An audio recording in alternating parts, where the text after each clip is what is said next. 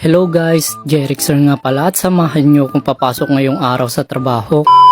Pinapainit ko nga dito yung motor natin at time check tayo, 7:50 na ng umaga at 10 minuto na lang at malilate na tayo sa trabaho. At sana di na naman traffic sa dadaanan natin. Dito maliwanag na rin kasi nakaalis na yung bagyo. Pero may kasunod na naman dito. Pero real quick guys, 7:58 AM na ng umaga at nandito na tayo sa opisina. Buti nakaabot pa tayo kasi pag late kaltas, pag overtime, thank you na lang. Binuksan ko na nga yung computer na ginagamit ko dito. At kahit papaano may nagagawa tayo ambag sa trabaho. Charot, mabilis man o mabagal, basta ang importante, hindi ka kupal. At kasama ko ngang lumabas yung mga tropa natin dito. Nagyayaya kasi silang magpansit dito sa harapan ng opisina. Kaya sumama na rin ako kasi nakakaramdam na rin ako ng hungry dito. One step away at kakain na kami ng pansit dito.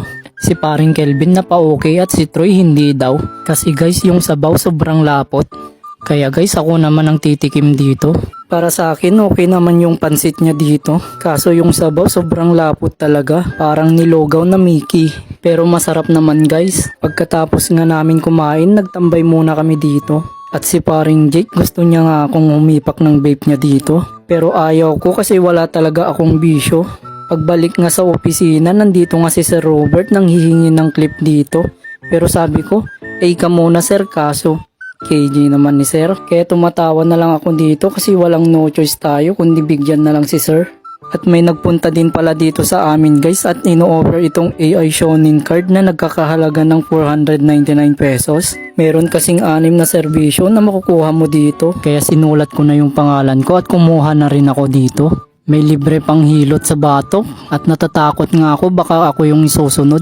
At bago nga ako magbayad sinabihan ko muna si sir na mag-A muna dito sa video at nag-A naman guys. Love trip kami dito guys. A few moment later guys nandito nga kami sa conference room at hinihintay nga namin na may meeting kami dito.